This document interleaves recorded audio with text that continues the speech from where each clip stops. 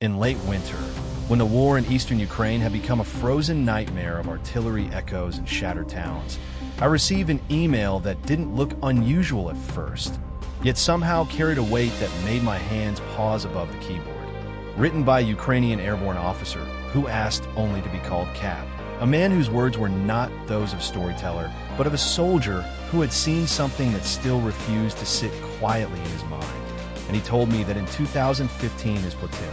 had been sent on what should have been a simple medical evacuation near the shattered outskirts of Ilovaisk, a place already soaked in blood by years of Russian aggression, and that during this routine mission they had walked straight into something no battlefield training could explain, something that ended with 8 Russian elite soldiers dead, not by Ukrainian fire, but by their own hands. And, as Cap described it, he wasn't trying to convince me of anything supernatural or miraculous, only begging someone to record what happened because the truth of it refused to fade, even after scars on his burned face had begun to soften with time. And he explained how in 2015 he had been a young first lieutenant with the 79th Air Assault Brigade, commanding a small platoon that had been grinding through endless skirmishes and ambushes, always short on equipment, always outgunned, yet stubbornly holding against a far larger enemy. And that day, they were ordered to secure a wounded artillery crew whose position had been hit by Russian fire. And when they arrived, the medics worked with bare hands and mud and blood, pulling shattered men back from the edge of death, loading them into a single medevac vehicle protected by 2 aging BTR-80 armored carriers, rusted Soviet beasts that rattled like skeletons but still rolled forward. And once the wounded were loaded, they began the long road back toward Mariupol. 100 kilometers of roads that wound through trees and broken villages. And only 2 minutes into that journey, the trap snapped shut as machine gun fire exploded from the tree line to the right, rounds slamming into armor and shredding branches. And Cap instantly knew this was no militia ambush, but a professional Russian reconnaissance unit executing a textbook kill zone. Yet even then, those Russian soldiers showed a strange kind of honor by ignoring the medevac and focusing all fire on the escort vehicles instead, giving the wounded Ukrainians a narrow window of survival. And Cap ordered the medevac to flee while he radioed for help. But before he could even finish sending the coordinates, the Russians escalated the attack with a weapon that would change everything, firing a thermobaric rocket known as a bumblebee, a weapon that didn't simply explode, but filled the air with burning fuel that turned enclosed spaces into ovens, and one of the BTRs was hit directly, killing half his platoon in a single horrifying second, men screaming inside a steel coffin of fire, and Cap's own vehicle was struck moments later, flames engulfing its side, burning his face as he and his surviving soldiers dove into the trees, expecting to be hunted down and slaughtered within seconds. Yet instead, the gunfire suddenly stopped, replaced by screams from the Russian position. Screams that sounded like fear, rage, and madness all at once, and Cap and his men, bleeding and burnt, could only listen in shock as the Russians seemed to be killing something, or each other, in the darkness, until after minutes of eerie silence, their Ukrainian backup arrived, finding 8 Russian soldiers lying dead in their own firing positions, riddled with bullets from their own weapons. A mystery that still haunts Cap to this day. And that was only the beginning of a story that refused to be forgotten. As Cap's convoy rolled through the narrow forest road that day, in 2015, the trees standing like silent witnesses to what was about to happen, the sudden eruption of gunfire transformed the calm into chaos as Russian heavy machine guns tore into the armored carriers, sparks flying from metal, branches exploding into splinters, and the sound so overwhelming that it felt as if the forest itself was screaming. And inside Cap's BTR, his men were thrown against the walls as bullets hammered the hull, the radio crackling with half-heard orders while the wounded men in the medevac vehicle disappeared down the road toward Mariupol. And although Cap knew they were facing a professional Russian sabotage and reconnaissance group,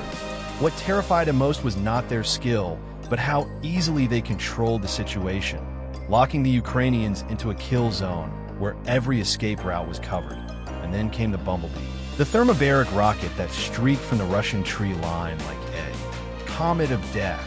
slamming into the second BTR and erupting into a massive fireball that swallowed the vehicle whole, instantly turning armor into an oven and soldiers into shadows on burning steel. And Cap would later say that even now he could still hear the screams of those men, cut short by heat so intense that it stole their breath before it took their lives, and before he could even process the loss. Another rocket struck his own vehicle, exploding near the front wheel and setting everything on the right side ablaze, flames licking at the hull, smoke filling the cabin, and Cap's face burning as if pressed against a furnace, forcing him and his men to abandon the only protection they had, scrambling into the trees on the opposite side of the road while bullets still snapped through the air. And every instinct told them they were about to be hunted down one by Russian soldiers trained for exactly this kind of ambush. Yet instead, something unthinkable happened as the gunfire abruptly stopped, not slowly fading, but cutting off as if someone had flipped a switch. And for a few terrifying seconds, the battlefield was silent, except for the crackle of burning metal and the distant echo of wounded men groaning. And then the silence was broken not by Russian gunfire, but by Russian screams, raw, panicked, and filled with a kind of horror Cap had never heard before, followed by chaotic automatic fire erupting from their own tree line, and Cap and his men huddled behind cover, expecting bullets to start tearing through the leaves around them again. But none came because the Russians weren't shooting at the Ukrainians anymore. They were shooting at something or someone among themselves, and for nearly 10 seconds the force on the right side of the road became a storm of muzzle flashes and desperate shouting until suddenly, just as it had begun, it stopped, leaving behind a silence so deep it felt unnatural, as if even the war itself was holding its breath. And Cap waited, heart pounding, face blistered, hands shaking around his rifle, certain this was some kind of trick. Yet minutes passed and nothing happened. And when his backup finally arrived, an entire company supported by tanks, they found no resistance at all, only the burned-out wreck of the BTR, the scorched earth where the Bumblebee had detonated, and 8 Russian soldiers lying dead in their fighting positions, their bodies twisted and riddled with bullets from their own weapons, a sight that made even hardened veterans go quiet, because on a battlefield where death was common, this kind of death made no sense at all. When Cap and the soldiers of the 79th Air Assault Brigade cautiously advanced into the Russian tree line, the smell of gunpowder and blood hung thick in the air, mixing with the acrid stench of burned fuel from the destroyed BTR. And as they stepped over broken branches and shell casings, they realized that whatever had happened here was not a normal firefight, because there were no signs of Ukrainian bullets in the area at all, only Russian ammunition scattered everywhere. And then they found the bodies, 8 Russian reconnaissance soldiers lying where they had been moments earlier when the ambush was in full swing, some still gripping their rifles, others slumped against trees, all of them riddled with multiple gunshot wounds that could only have come from close-range automatic fire. And Cap would later say that what disturbed him most was not just that they were dead, but how they had died, because the angles of the wounds, the positions of the bodies, and the patterns of spin, cartridges all pointed to one impossible conclusion. They had killed each other, and not in a desperate last stand, but in a chaotic storm of full-auto gunfire, as if something had snapped inside every one of them at the same moment. And when they searched the Russian commander, they found a handheld military device containing a detailed ambush plan that proved how perfectly the Russians had been controlling the situation, with escape routes, backup extraction points, and even time estimates for how long it would take to wipe out Cap's platoon and vanish, which made their sudden self-destruction even more disturbing, because these men were not cornered, not out of ammunition, and not under any immediate threat. Yet for reasons no one could explain, they had turned their weapons on each other in what looked like a moment of mass insanity. And Cap's superiors later reviewed the site and could find no evidence of psychological warfare devices, no footprints from any third party, and no sign of any external interference at all, meaning those 8 elite Russian soldiers had been completely alone when they destroyed themselves. And although the war was brutal enough that no one bothered to officially record the incident, the survivors of Cap's platoon could never forget it, some of them whispering that it had been the hand of God or a guardian angel intervening at the last second, while Cap himself, despite his burns and his survival, refused to accept anything supernatural, yet still could not find a rational explanation for how trained professionals in a winning situation could suddenly snap so completely. And even years later, as the scars on his face faded, the memory of those 8 bodies lying in a blood-soaked forest haunted him more than the rockets and the flames ever did, because fire and bullets made sense in war, but this did not. Years after the ambush, when the echoes of that burning road still followed him into his sleep, Cap finally allowed himself to write everything he had never been able to say out loud, explaining that no official record of the incident had ever been filed because 2015 was a year when Ukraine was drowning in blood. Paperwork meant nothing compared to survival. And 8 dead enemy soldiers were just another line lost in a never-ending ledger of war. Yet inside the command structure, the incident quietly disturbed everyone who had reviewed it, because when Cap and his superiors went back through every detail, the radio traffic, the recovered Russian handheld command device, the maps, the weapons, the empty magazines, the angle of the bullet wounds, nothing fit any known tactical or psychological pattern, as the Russian sabotage and reconnaissance group had been perfectly positioned, had complete control of the ambush zone, and had more than enough ammunition and time to annihilate